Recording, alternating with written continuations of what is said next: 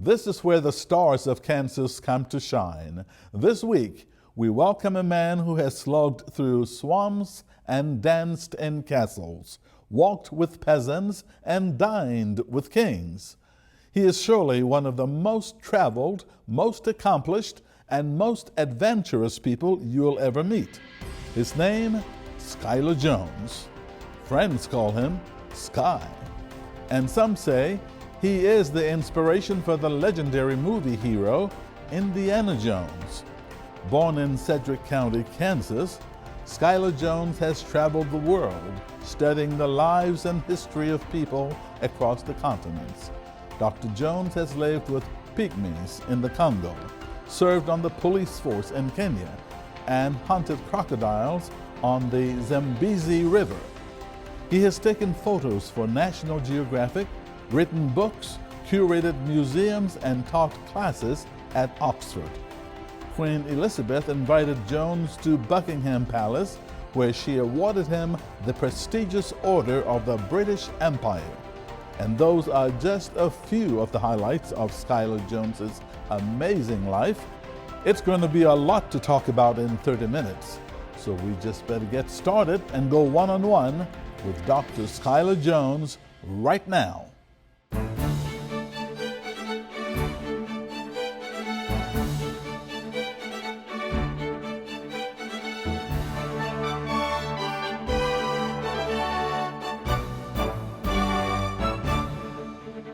Hello, and thanks for joining us. I'm Victor Hogstrom, and I'm thrilled to be joined by the amazing Dr. Schuyler Jones. Welcome to the program. Thank you. It's a pleasure to be here. Now, Doc, in my introduction, I said you've lived with pygmies in the Congo, you served on the police force in Kenya, you hunted crocodiles, you were honored by the Queen of England. My goodness. So much to talk about. But let's begin at the beginning, okay? Right. The question is, we have a lot to talk about, but we want to say, where did you grow up? You were born, we know, in the Wichita area. Tell us about those days. That's right. I was born in Wichita, actually, and but I lived the first 20 years of my life on a farm up near where Park City is now. But Park City wasn't there then. That was all just wheat fields. And I grew up in the days before rural electrification, so we didn't have any indoor plumbing or anything like that on the farm. One of my jobs in the evening was filling all the kerosene lamps and making sure the chimneys were clean and trimming the wicks so that we would have light in the house. And that was a time that I loved to read, and the house was full of books. My grandfather's books and my father's books and my mother's books. So I early learned all the wonderful things you can find in books. And that got me really interested in seeing the rest of the world. So that's when I'm assuming you developed the fascination for other countries. Yes, that's correct. How did you then take that step to go to other countries? Well, it was quite easy, actually. I hitchhiked to New York. Wow. And got a berth on a tramp steamer crossing to France. I think it cost $40 or something like that. And I landed in France not long after World War II and made my way to Paris, where without any qualifications whatever, I talked my way into being a press photographer for Acme News Pictures in Paris Bureau. And so I had a job for a couple of years there. And this was after high school in Kansas. That's right. No college, no training. That's right. And you became a photographer. Yeah. How did that happen? Well, I was always interested in photography, even as a small boy. So that was something I knew I wanted to know more about. And the idea of traveling around the world and taking pictures was very attractive to me. But my academic qualifications were miserable. I think out of a class of, I don't know, maybe 500 at Wichita High School East, I think my academic standard was about 4 from the bottom. Oh my. And I've often wondered what the other 3 people below me actually did. I've since decided they've got big jobs in Washington. But you eventually went on to earn your master's degree at Edinburgh in Scotland, and later on went and earned your doctorate degree at Oxford. That's so right. being from the bottom of the class did not hurt you in any way. Well, What prompted, what inspired you, I guess? Well, the thing was that I found school very dull. It wasn't just Kansas, it was, I think, school anywhere. And so my focus was not on my studies until years later when I knew really what I wanted to do. And I think my interest in anthropology was almost certainly sparked by my experiences in the Belgian Congo, when I spent some months with the pygmies in the Ituri forest. And there was so much going on all the time that I didn't understand. I was learning the local language, but I realized that the only way to know more about other cultures was to do formal study. So you worked with them before going to college? Yes. And built that experience, and then could see it clearer when you went to college, I That's assume. right, yes. Wow. That's right. What were the highlights of your adventures in those early days? Well, I think crossing the Sahara Desert in a pickup truck was quite an adventure. Once you left the northern part, not far south of Algiers, once you crossed the Atlas Mountains, there were no roads at all. You just navigated, hopefully, by following other truck tracks in the sand.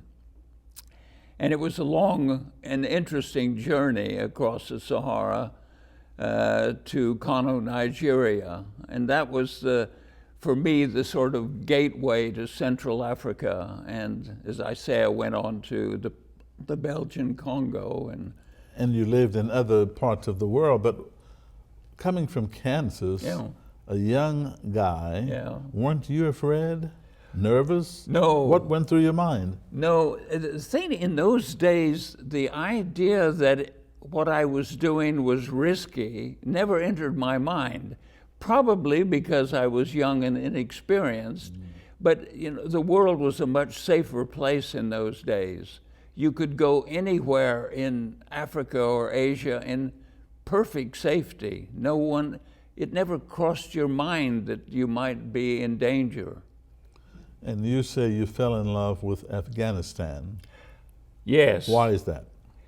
Well, I became very interested in a remote part of eastern Afghanistan, up in the Hindu Kush Mountains, where there was an isolated population of people that had apparently been there for many centuries. They spoke a different language in each valley. And this isolation and the remoteness of the region appealed to me enormously. And so I decided to focus my research on those people. It's the area that in the 19th century was called Kafiristan, and later Nuristan. It was a very interesting experience. You had to walk 2 or 3 days to get into the area. You couldn't go on horseback or anything. The trails were too narrow and steep. These extremely isolated peoples were quite fascinating to me to live among and study. So let's go back a little bit. You worked with the Pygmies, Yeah. lived in other countries, and decided to go to school, attend the university in Great Britain. How did that come about? Well, altogether, I spent 6 years in Afghanistan, and I realized increasingly that I needed, if I was going to do serious anthropological study, I needed some qualifications. And so in Britain in those days, there were only 4 universities in Britain that offered a first degree in anthropology. One was London, and although I loved London, it was expensive place for a student to live. Cambridge was a possibility. I wrote to them and made an application, had a very nice letter back turning me down flat from a man that I later worked closely with when I was at Oxford, and we often laughed about it. What did he say about that letter? Well, he of course had forgotten all about it in the meantime, but he just very nicely said that perhaps I should apply somewhere else. Yeah, but when you met him afterwards, Oh, yes. yes, what was the conversation like? Well, you know, I reminded him about this letter, and he was surprised, and we had some laughs about it. And later, I lectured a time or two in Cambridge, and but my main base, of course, was Oxford for more than 30 years. Right. And you taught at Oxford. Yes. And while living in England, the Queen honored you. Well, yes, the way it works is they wait until you're at least retired, and as you get older, they think maybe it's safe to give you an award because probably you won't get up to much mischief. Right. So it was after my retirement that I had a letter from number 10 Downing Street saying that Her Majesty was minded to award me the Order of the British Empire, but number 10 needed to know if I would accept it if the offer was made. And the reason they did that was they didn't want the embarrassment of somebody turning it down publicly for political reasons. Right. As T.E. Lawrence had done many years before. Well, we do know what fascinated you and got you into anthropology, but what has been your greatest anthropological discovery? I don't know if I actually discovered anything. Or maybe achievement. Yeah. My work in this area, I got interested not only in the economic system in these remote mountain areas, but I was also interested in the way that they settled disputes and other problems. Because here was a society of people. They had no chiefs, no headmen, they had no police, no lawyers, no courts, and yet when a socially disruptive event occurred, there was a standard procedure for dealing with it. And I got very interested in the ways in which they settled disputes and how they did it. So in addition to studying the economy of the area, I also studied social control and dispute settlement. How did they settle, or do they settle disputes? Well, one must admit that quite a lot of people got killed because it was a kind of standard procedure for certain events that happened. But they had a system of mediators, of older men who could move in quickly and try to keep the two parties to this dispute separate and get them to sit down and discuss matters. So that was the basic unit that settled that worked to settle disputes on a routine basis. The elders, you're saying, of the town or the community settle Yeah, well, palavas. they would bring the parties to this dispute together and argue with them and explain and try to put pressure on them to agree to a settlement. And the idea was to bring the two parties as close together as possible and then have a formal settlement in public. And after that, the whole matter was finished. You couldn't even talk about it anymore. So, Dr. Jones, what fascinated you about that process? Well, it was so different from anything I'd ever heard of. I mean, of course, it's common knowledge in anthropology that there are societies like that. But it was my first exposure to that kind of system.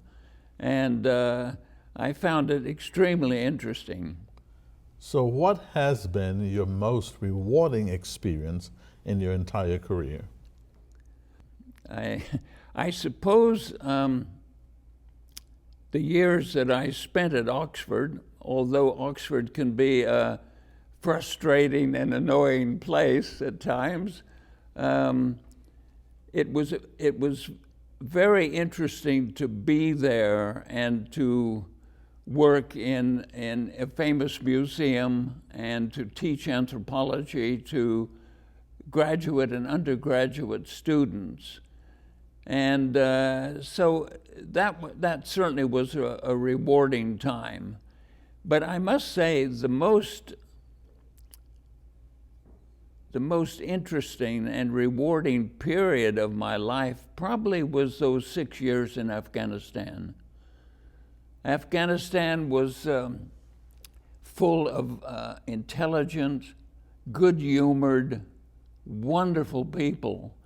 You could arrive in a remote village where, I mean, I'm talking about 60 years ago. Right. They had probably never seen a foreigner, and the whole village would turn out to welcome you. They had only one word which meant both stranger and guest. They would say, Shuma Memanasti. It means you are a guest, but it also means you are a stranger. The words are synonymous. And the Muslim rules of hospitality were very strictly adhered to. The biggest argument in the village was where you were going to go for tea. You know, who could take you home with them, as it were. Now, you, before all of teaching at Oxford, you hunted crocodiles in the Zambezi River. Yeah. Why? I needed the money. A good crocodile skin in those days, say 8, 10, 12 feet long, was worth 7 to 12 pounds sterling. That was a lot of money in those days. British pounds, right? Yeah, that's right. And so I decided that would be a way to earn some money. So together with a South African friend, he'd been in the Air Force during the war. He had a rifle and a boat, and he said, let's go up the Zambezi and hunt crocodile. Okay, why not? I'm not knowing anything about it. So we went up the Zambezi, and as soon as you went up the river, you would see crocodiles on both banks, on sandbars and things. But as soon as you got within about 100 yards of them, they would all disappear in the water. So I said, how are we going to hunt them when they behave like that? He said, I don't know, but some friends of mine up here are professional hunters. So pretty soon I met an Englishman and a Scot who'd been hunting crocodiles for a long time. And they said, oh, it's easy. You go out in the boat with a light at night, and you shine the light around till you see their eyes, and you shoot them. Oh, I said, that's okay. Yes, they said, but there's a problem. I said, what's that? They said, when you shoot them, they sink. So I said, what do you do then? He said, you jump in after them. Did you do that? Yeah. You did. It's the sort of thing that a reckless young man will do when he needs some money. You also worked with the police department of Kenya. Yes. How did that happen? Well, that was a pure accident. I was interested because during my time in Africa, I was taking pictures and writing articles for magazines and newspapers. I wanted to do something on the Mau Mau story, which was then going on in Kenya. Right. This was 1953. So I thought if I could get attached to one of these police posts out in the up country, I might be able to get some photographs and some stories to write about it. But when I got there, they more or less said, raise your right hand, and they swore me into the Kenya police. Were you the only Asian, I mean, not Asian, but Caucasian working for the police department? No, they were, all of the officers were British. Uh-huh. Yeah. And the Askaris, the ordinary policemen, were Africans. So you were an officer? Yeah, well, yes. Yes. By default. No qualifications. So tell us, Doc, about your life as a whole. How would you describe this life you've lived?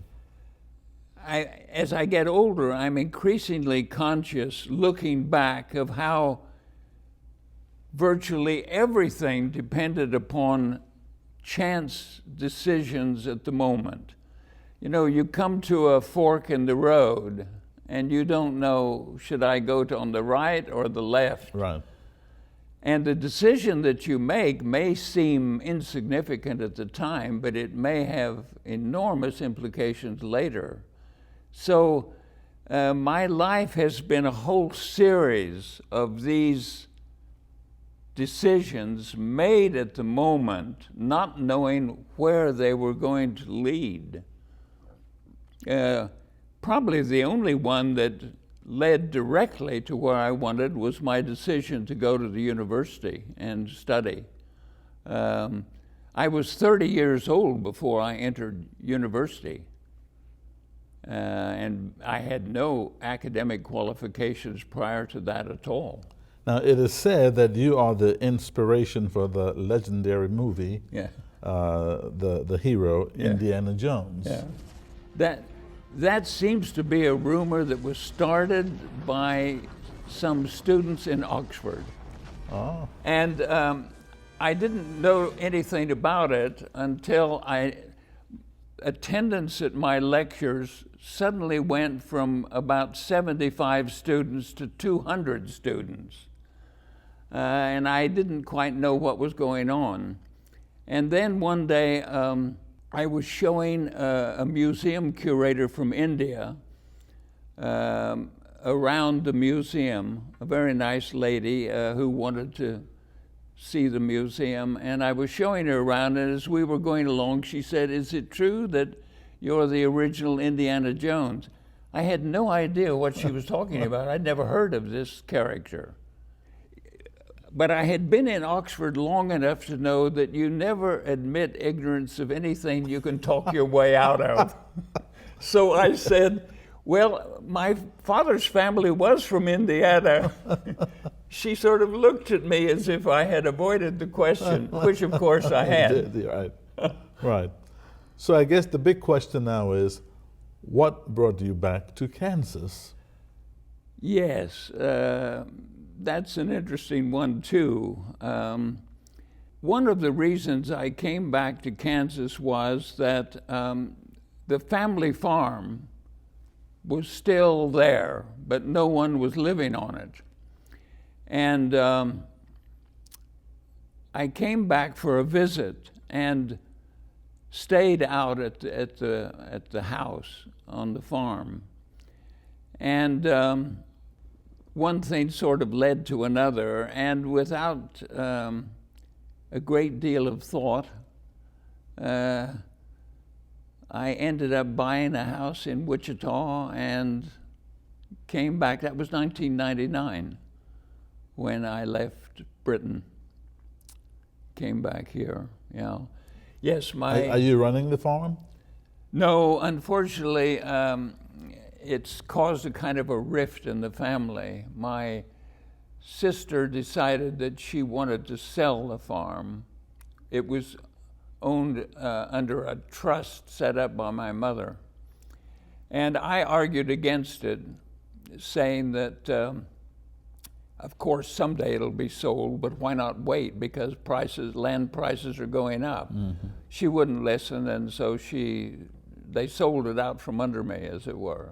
I'm sorry about that, because I had lived there for the first 20 years of my life. Right. It was an important place. Let me ask you an international question.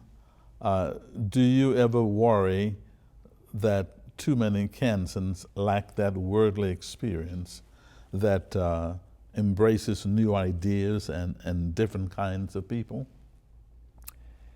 Well, I wouldn't say that about Kansans, but I think generally speaking in the United States, that's probably true. Why is it? Well, a lot of people, for very good reasons, sort of stay where they've always lived, and they sort of follow what the family has been doing for a long time. It's like, if the family's been Republican all the time, then we vote Republican. And if the family's been Democratic, we vote Democratic. Without actually giving much thought to what the implications of that are. Right. My father's father was mercilessly kidded for years by the family because once in a moment of, thoughtlessness, he voted for Franklin Roosevelt. The family never let him forget it. Well, I think that's a great note to end on. Thank you so much, Dr. Schuyler Jones, for joining us. Thank you. It's a pleasure to meet you. It's been a pleasure having you. You're very kind. And it was also a pleasure to have you join us for this edition of One-on-One. Our email address is oneonone@kpts.org if you have a question or comment. Until next time, I'm Victor Hogstrom. Thanks for watching, and I'll see you again soon.